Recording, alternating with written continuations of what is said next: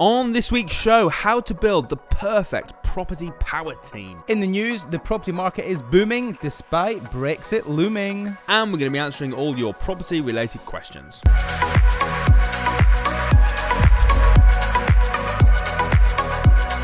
Welcome to the Property Investors Podcast. Thanks so much for tuning in. Make sure you subscribe so you never miss an upload. You can catch us on Apple Podcasts, Spotify and YouTube. Enjoy this week's show and don't forget to share it with all your friends. Hi, I'm Russell Leeds. I'm Alistair Cunningham. And welcome to this week's Property Investors Podcast. We've got a brilliant show lined up.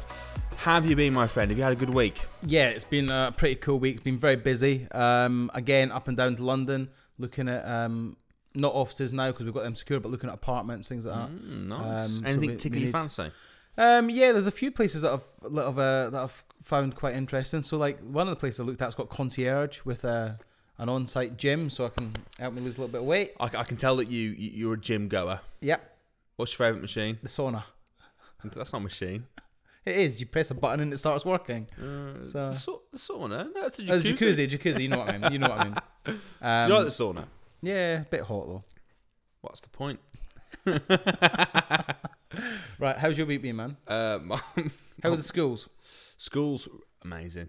Yeah, I'm in that tying up now whether to go for state school or private school.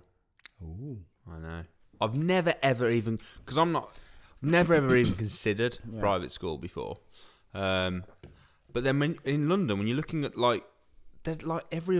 every other school is a private school. Yeah, there's lots of where we're from, you just don't really get private schools. No. So it's but then looking at it, I mean, I'm a big believer in education. Obviously, we run an education company, and I'm sort of thinking it makes sense to put them in the best environment possible, around the right people, and all that sort of stuff. So it's quite expensive, though. Is it? How much?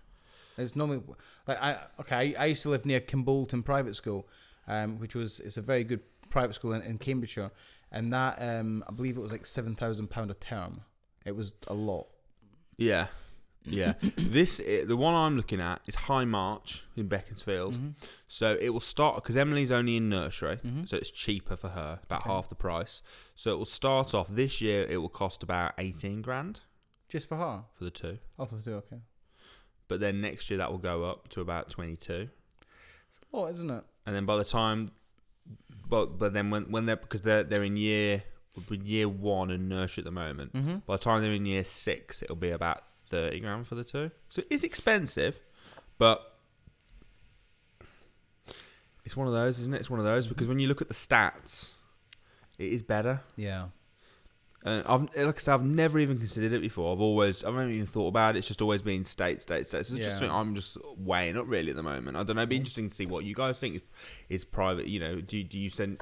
I think there's not many people who go to private school, I suppose, especially around here. But in London, it's a much bigger thing. Everyone does. Yeah, there's a lot more. Well, there's a lot more money in London for a start, and people can afford to do it. Salaries are higher. Everyone's generally earning. Would you more ever money. consider it private school? For me? No, not for you. You moron. Actually, it was quite funny. I went and Emily was having a trial. Emily was having a trial. And someone came up to me and said, "Are you here for the trial day?" Yeah. Right. And I was so tempted to get. I was just like, "Yeah," but I was so tempted to make some sort of sarcastic comment, like, "No, I'm not actually. She is, but I'm a little bit too." I don't know. I haven't thought about it, but I was tempted to. I don't know if they would take your dry humour, to be honest. What, in London? No, in the States, in this private school. Like No, your they're humour is really sort nice. of your humour is it's sort of chalk and cheese. Like, do you know what I mean? Yeah, I love it or you hate it, and you have to warm to it. It's not just something you can't just throw out there. You have to tempt them in a little bit. But I do just throw it out there. That's the problem. When I'm mixing new groups, I just throw it out there, and people are like, Has he been like, the Yeah. thing is, that's the thing, right? They do. Your humour is so dry that I never know if you're joking or if you're being serious. And I'm like, dude, are you being serious or is that a joke? And you're like, no, I'm being deadly serious. And I'm like, oh. we went to a new church and we see a house group. Yeah. And it's like, you know, there's like 10 or so people around, and I'm like making all these, and people are just like, after a few weeks, they were like, oh, he's joking. He's joking. But at first, they're like, is he joking? Is he serious? just, I mean, some of the belters you've come out with before, I'm like, whoa, that's borderline. But anyway. I think it's funny when people on that listen to the podcast, and then they comment and go, "Oh, why is Russell bullying Alistair?" I understand what they mean, but we're not bullying. We're not bullying. It's just totally banter. But you know, it's not for everyone, is it? But No. Anyway, on with the show. So, interesting topic this week. It is. I thought you meant schools, but yeah, this is interesting as well. How to build your perfect property power team. Yeah, it's so important. Well, first of all, let's say who we would include in a power team, right? So, Michelangelo, yeah. I don't remember the rest of the Teenage Mutant Ninja Turtles. Who are they all? Donatello, Raphael, Michelangelo, and who's the last Leonardo. one? Donatello, Raphael. There's only 4. Right. Okay. Splinter. So who's that? The rat. Oh, the sort of the master. Oh, okay. I didn't know. You don't remember that? Right. Okay. Shredder, So we need a solicitor. Yep. Need a builder. Oh, I got an accountant next, but builder, yeah. Mortgage broker. Letting agent. Really? Yeah. It's part of your power team. Yes. Why Explain. wouldn't you? Well, fine. Because the idea of a power team is. I suppose it depends what your power team's for. Well, But let's clarify that first. So, for example, if your power team, because I'll give you a letting agent. I'm going to give you. Look, the way we do it, we teach people to find an area and dominate that area. So let's just say you pick, I don't know, Blackburn, okay? So you go to Blackburn and you need a team in that area that are prepared to serve that area for you. So obviously mortgage broker and accountant can be anywhere in the country, and solicitor can be anywhere in the country, it doesn't matter. But in the area you're going to want a good letting agent, I'm going to give you whether it be single lets HMO, and you're also going to want a good build team and a good handyman. That's the 3 main things you're going to want in that area. Do you know the quickest and easiest way to build a power team in an area? You only have to find one of them people, and then you've got the rest. Do you know what one it is? Letting agent. Yeah, letting agent. You find a good letting agent. So let's just go with HMO because that's what we do. Before we do, is there anyone else? So solicitor, accountant, builder, mortgage broker, letting agent. Solicitor, accountant, builder, mortgage broker, letting agent. Anyone else? No, I would say that's probably about it, to be honest. Yeah. I would always have a handyman as well, but that could fall under the builder.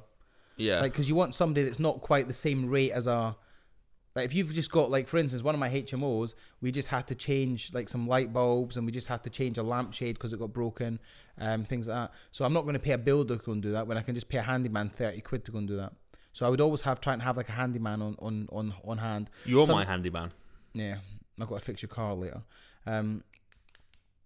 Somebody like, just, for instance, it could be somebody you just know in the area, like somebody that's sort of maybe retired or someone something. who just hasn't got much to do. Yeah, and just get them in, make them your podcast partner or something, and then just ask them to do little odd jobs.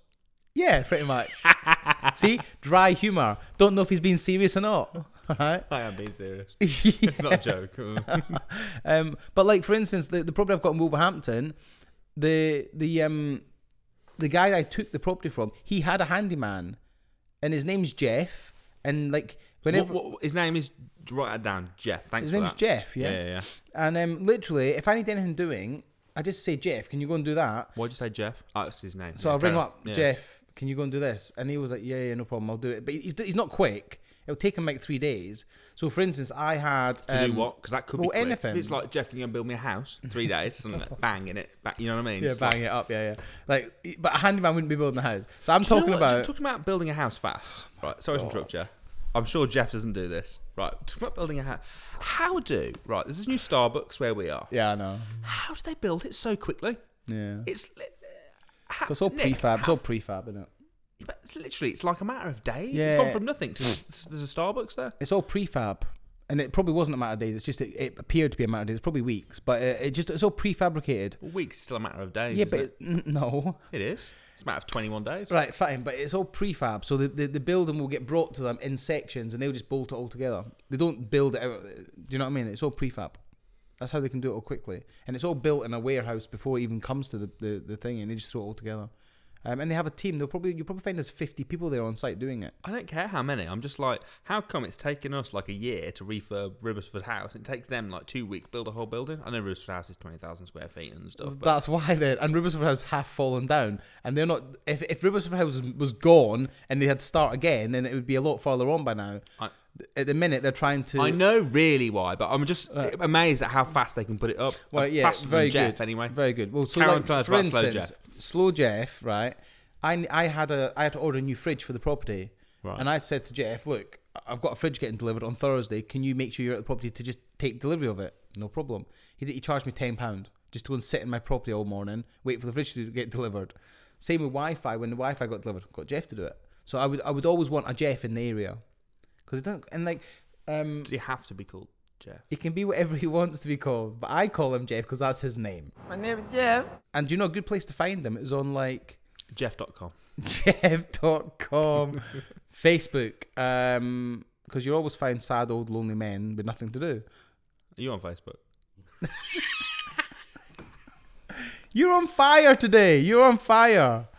Right, so you need a Jeff, and your letting agent.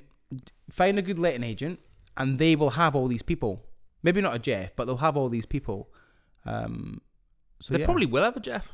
Yeah. Because they use people like Jeff, don't they? Yeah. But to be fair, right, your solicitor, your accountant, and your mortgage broker, they can be net nation. They don't have to. Anyway, they don't have to be in the area. The only ones that need to be in the area, even builder to a degree, doesn't have to be in the area. No. You want them close by. Like, for instance, I've got builders in Doncaster. Sorry, builders in Hull, but they'll cover Doncaster, Liverpool. They'll cover all that within like 100 miles, and they'll just go and stay in the house that they're working at. But they won't come down to Bristol, for instance. I've got painters and decorators that are in. Do you know how builders are much more expensive in certain areas? Yeah. For example, in London, it's much more expensive. expensive. Would you not just pay a Doncaster builder to come down and go, "I'll give you £1,000"? Yep. Travel. Like, so for instance, my painters and decorators that are in Hull that charge me not a lot of money, they do a phenomenal job, by the way. Don't think just because they're cheap that they're crap.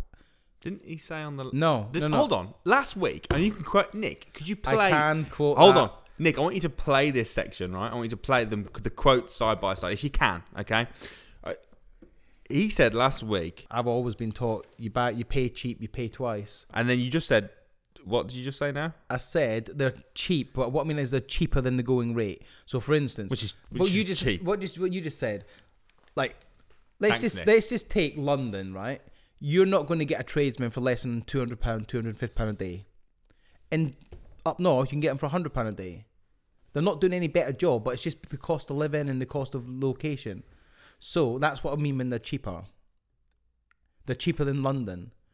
So, like, you're right. So if you've got, like, for instance, This is Alistair right now. Backtracking. No. So, for instance, I had a property in Northampton painted, and I got my decorators from Hull to come down and do it.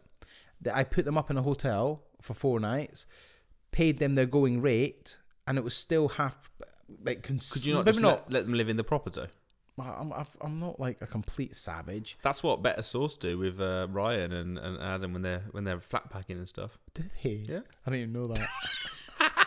Did they really? Stay in the property, yeah. So when we've got people out doing furniture, we just tell them to sleep on the floor. I didn't even know. They're not sleeping on the floor. It's normally furnished, isn't it? Oh yeah. So they make the beds and then they sleep in them. Oh well. But anyway, like, obviously when you're painters and decorators are there, the house is empty. There's generally no carpets down. It's quite a cold house because obviously it's very bare. But I get them to go wherever, and I pay them, like, literally. I pay their fuel costs to go there and back. I give them £20 a day for food, and I put them up in a hotel. So you don't pay them for their time? And the time, obviously. But the time... don't mean the time at all, but the time for travelling. You just cover their fuel. Just cover their fuel. And they're happy to do that? Yes. Even if it takes them 2 hours to get there, 4-hour round trip. Yeah, but they go down... So, okay, let me tell you exactly what happened when they come to Northampton. Go on. They left Hull Monday morning, came to Northampton. They spent 4 days in Northampton painting this house, went home on a Thursday evening. I paid for 3 nights in the hotel, Monday, Tuesday, Wednesday. Gave them £20 each per person, so there's 3 of them. So £60 extra a day, so 60. 4 days, £60 extra, so it's 240 quid.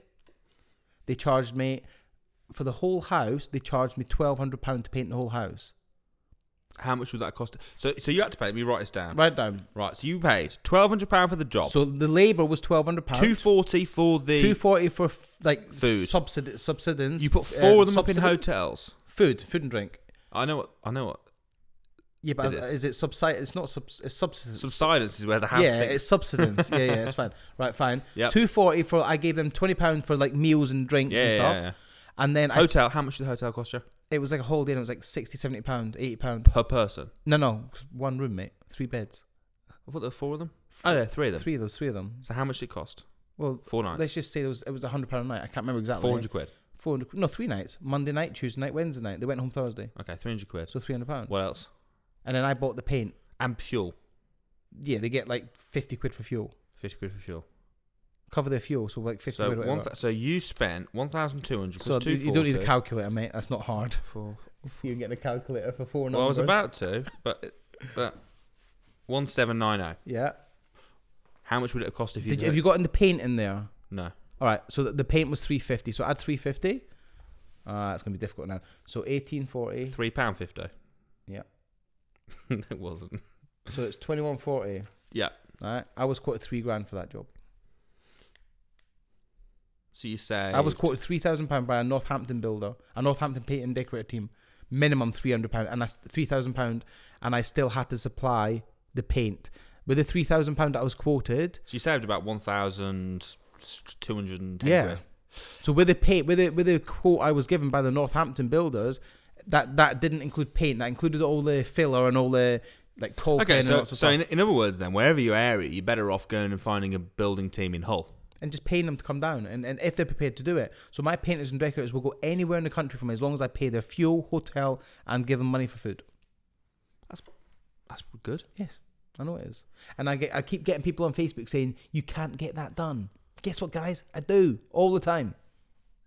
Everyone on Facebook say, you can't get a house painted for 1,700 quid. I do.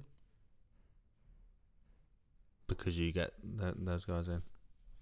Then you get that. Same with plasterers, right? Same with plasterers, man. You get a plasterer from up north to come down, they'll do just as good a job, but they're considerably cheaper.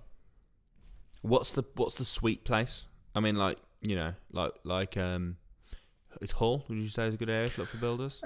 Up north, anywhere up north, because like, listen, Sheffield. Build teams down south are generally quite busy. So if you want a decent builder, you've generally got a bit of a wait. Okay, so my dad's been in the trades for like 50 years. So, and he's always said, if you ring a builder up and they're available that week, they're a shit builder. They shouldn't be. Beep. Sorry, yeah, beep. Sorry. Right? If you ring a builder or a paint and decorator about any tradesman, and they can say, yeah, I'll be there tomorrow or the next day, they're generally probably not that good. Most tradesmen their diaries full for weeks, and maybe they get a cancellation. That's fine, but generally, most good tradesmen, they're busy for weeks, so you have to book them in advance. If you've got a builder that says, we've got a team that can crack on with that tomorrow, I would be asking questions, and I would be certainly doing reference checks. What questions would you ask? I would be wanting to see what their work's like. Because generally, if That's they're that not a question, good, though, is it? no, I'd be asking them what their work's like, asking them for references, asking them for previous clients, asking to go and see some previous work. I would be asking. Would you for really go and evidence. see previous Yes. work, even if they're in Hull? Well, yeah. If I'm in Hull, I'd send Max. Go and have a look at that house, mate. All right. Just you got to do a bit of DD on these people. There's a lot of hooky builders out there, and the guys I use, I'm not going to give them away. But I'm not going to tell you who they are because then everyone will be calling them, and I want them for me. They do a very good job, and they're very popular, and they're because they're so good and they're so affordable. They're very busy. Yeah. You can find a lot of them up if you go on places like Yale.com and see the ones that have got like no reviews and things like that. Another place to look is MyBuilder. Do you know MyBuilder.com? It's like an online forum for this sort of stuff. It's like Jeff.com but for builders rather than handyman. Yeah. You could Bob.com. you could probably find the Jeff.com or Jeff on Jeff.com. You can probably find a Jeff on MyBuilder.com. I'm wondering what Jeff.com actually is now. I mean, like, we're recommending this. It could be a porn site for all we know. Shall I Google it? Jeff.com. If it's porn, it'll probably be in your saved searches. I've never been on Jeff.com, I can assure you. Jeff.com is a blog. It's not actually that interesting. I wonder if he's going to get lots of views now. And he's going to think, oh, what's going on? Is it Jeff with a J or a G? Oh, I don't know. His name's Jeff. I've got his mobile number. I don't know him that much. I just ring him up and say, hey, it's Alistair from Paget Street. Can you go and look at this house for me? Oh, okay. Anyway, right. That's how you do find a builder. Do your research. Don't be afraid of asking your builders to travel. My builder, like at the minute, my build team are doing 3 conversions in Liverpool, and they're from Hull. They were cheaper. So find a good builder, get them to travel. Yeah. Accountant can be anywhere. Anywhere. Accountant similar. I would say a lot of these you want to go from recommendations. So networking's a good way of finding them. Networking events. Speak to property investors, see who they're using, see if you can get recommendations. So you've got a solicitor, accountant, your builder, mortgage broker, the same. Mortgage broker again, very very much from recommendations. Yeah. And be very strict with them. Tell them what you want up front, and with mortgage broker in particular, cards on the table, face up. Don't bullshit them, because all you're going to do... Beep, sorry. Don't BS them, because all it's going to do is delay. It's going to delay the process. So if you've got a credit card you're trying to hide from them because you don't want the bank knowing, just tell them everything. Don't lie to them. Don't try and hide anything. Just be completely transparent, completely honest about your finances, your bank statements, everything, and then that way they're going to help you the best. Yeah. And it's going to avoid any delays, because I know people that have gone through the process and they've not been 100% transparent with their outgoings, and for instance, and then they've got 2 months into it, and then they've been declined because they sort of told a few pokies about their outgoings to begin with, and it meant the chain fell through, and it's just caused more problems than it's worth. All right. Letting agent's a bit different. How do you find a good letting agent then? Again, depends, single let or HMO. So let's just go HMO. I would be looking for recommendations. Look on spare rooms, see what letting agents are actually renting rooms out, and see what they're listing. Have a look at their listing, see if it's a listing that you would perhaps, if you were looking, would you be drawn to it? Is the listing good? Is it thorough? Is it accurate? Are the photographs good? Is the properties that they're looking after in good condition, or are they all run down? Go in and see them, sit down with them. How helpful are they? Are they answering the phone? When you call them, do they answer the phone? Can you get hold of them by email, by phone, or whatever? Would you say any tips for keeping these guys? Because obviously this team is quite an important team to you. Any tips on keeping them sweet? Yeah, bribery. No, I would just listen. So, for example, like a little tip I think is even if you don't always nail them on price. You know what you're like. You know the people that you've got your customers who nail it, and you just like, oh, you can't bother dealing with them. No. So my builder, right? When we call them up, we just say, look, there's the house. You know what we want. Go in and give me a price. We've never haggled that price. Never haggled it. And when he comes back to us and says, look, Alistair, like for instance, prime example, yeah, we had to have a fire door installed between a kitchen and a sort of a hallway. It's got an old traditional slidey door, but they took that off and I put a fire door, so they had to put a new frame on. Now, when they took the old frame off, it pulled some tiles off the wall. So they can either bodge it all back together, or they can do it properly. And they said to me, look, it's going to cost like 370 quid to do the tiling in the kitchen. Can we have permission to do that? And of course I'm going to give them permission, but don't hassle them. Don't like kick off because they've come back and said, look, they pulled a few tiles off the wall. The tiles were obviously loose. It wasn't. They didn't go in there with a screwdriver and rank them off the wall. They were obviously loose, and they just came off as part of the process of removing the door frame. Yeah. So don't be that person that says, well, you quoted this. It's £20 more, so that's it. I'm not paying it. They'll never deal with you again. And to be honest, if you done that to me, I wouldn't even entertain taking your phone calls. Just treat them with respect. And remember, it's a people business. Is it people business? So people. You can always, send them Christmas cards. But if you want to build whatever it is, give them a gift when they do a good job. Here's a bottle of whiskey. For instance, every like we had a property in Doncaster. My build team done that. The property was completed on time. It went a little bit over budget because there was some things come up, like the tile, and that was a tiling in that house. And there was a few other things come up, but they done it as cost effective as possible. And when it finished, I personally went to the property to see it, to sign. Max was there, but I also went to see it and sign it off to have a look at it. And I just took them like crates of beer and things like that, just to thank them for their. And you can also, if you notice, if they have done stuff to save money, you can thank them, can't you?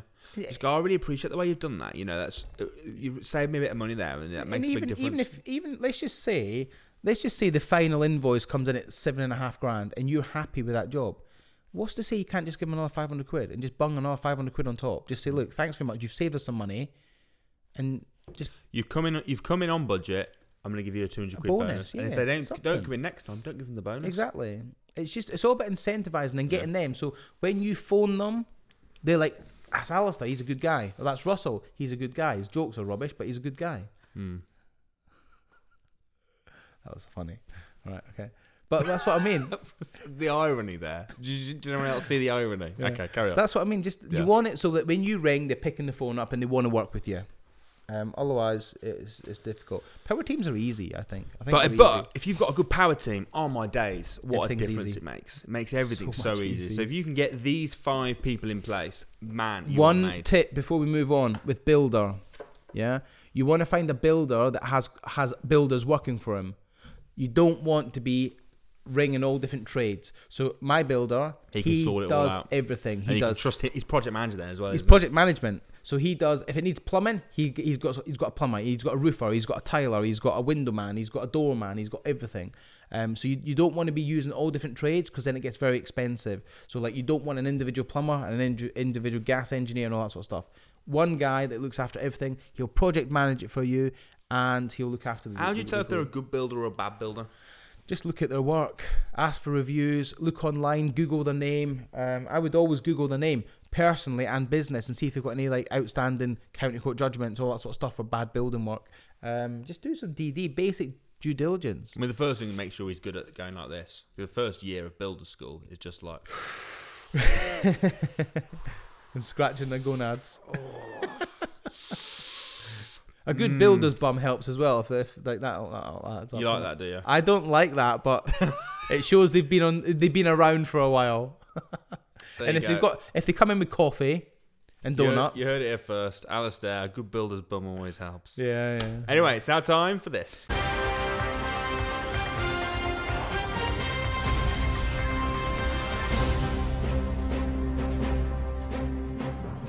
In the news this week, we're talking about the property market is booming despite Brexit looming.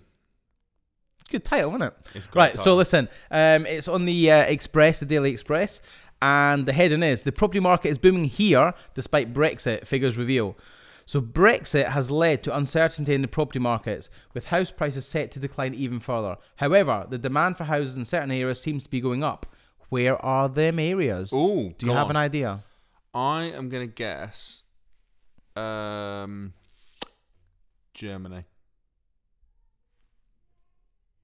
Nope.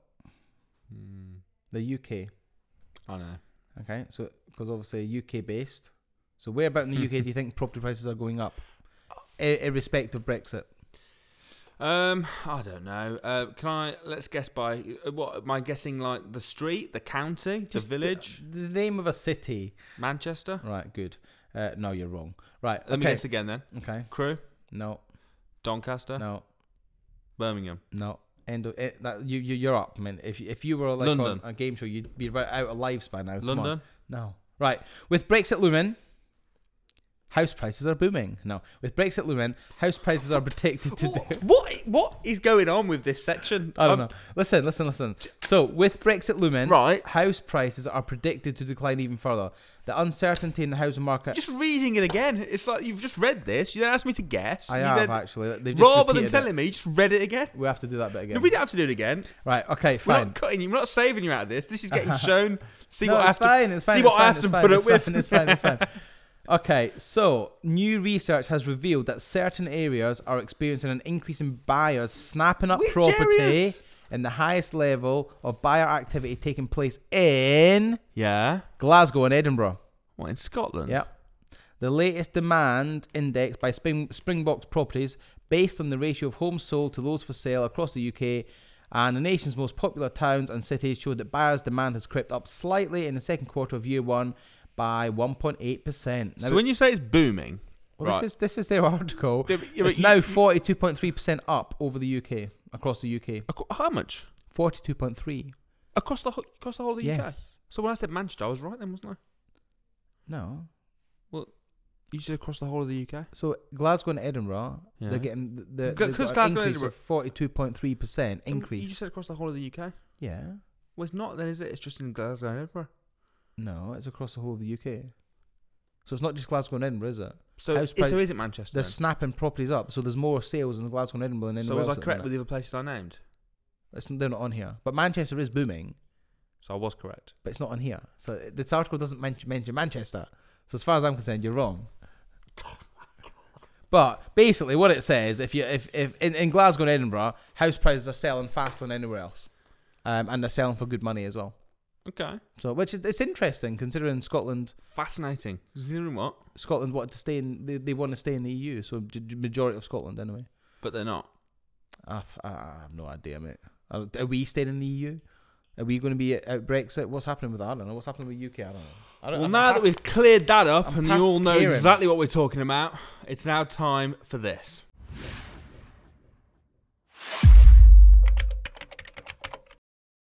So it's now time for questions and answers. First one on my Instagram from Adrienne, I believe. Hi there, tuning in all the way from Australia. Oh, that's pretty cool, isn't it? Should we do the whole g'day there? Yeah, you do it. Yeah, go do it. Go on. Just done it. Let's do it again. No, because it's a Scottish accent. Go on, I want to hear it. G'day there. What did that? That's it says it's like good day, innit? It's what they say, man. I actually don't think they do. No, it's just on Neighbours. Okay. Alf from Neighbours. Loving the podcast and can't wait to come back and join the crash course in September. I know you guys have mentioned some areas in the UK which are becoming saturated with HMOs. My question is, do you think that UK property investment in general will become saturated in the near future? No. Because it's such a brilliant place to invest currently. No. Good question. It's a very good question. For HMOs, I think we kind of probably hasn't seen it yet, but probably kind of covered it a bit last week, and they are protecting it from becoming oversaturated. No, I think the UK is a great place to invest. It's phenomenal, and I think it's only going to get more and more and more. It's only going to get better, but obviously they're going to run out of land eventually if they keep building houses, but you're talking thousands of years away. You're not talking any time in our generation. Great question, thank you. But that is actually a really good question. So I've got a question here from Brandon Baker. It's on Property Investors with Simon Leeds Group. And it's, hey guys, is there a list or a one direct source you can go to find Article 4 areas which have been covered? Or is it a matter of searching up every council website? Just wondering if there's a more efficient way. We were talking about this last week on last week's episode. Unfortunately, there's not a one-place list. So, Brandon, seems like there's a gap in the market there for you. So, you should create something and then sell it. So, hopefully, you can do something like that. I've got another question from Tamas Trista. Hey guys, I've just read in the comment that it can take months to get your anti-money laundering to set up a sourcing company. My question is, can you sell deals before you're getting your AML or have to wait for it? Once you've set it up, you'll be issued with a number. You cannot trade until you've been given that number. It can take up to 3 months. It took me 6 weeks. But just keep hassling them. I know anti-money laundering registration's taking a little bit longer than before, but you can trade once you get that number. You don't actually have to appear on the register, because sometimes Are you on the register? Yeah. Sometimes, see what I mean about his dry humor. Sometimes, yeah, but we know what you mean. We know what you mean. You were compliantly sourcing. You're talking about other things. So hold on. You thought I was talking about other things, and you said yes. Okay, that's fine. Carry on. So when you apply for AML, it might take a couple of weeks, and you'll get issued a number. What happens is it does take 3 to 6 months to appear on the anti-money laundering register. Once you're on there, then it's public domain, but you can trade without being on the public domain because you are registered if you've got your number. Give them a call, see what they're saying. But that's my understanding of it. Okay, so this is from CJ Brr. Cool, man.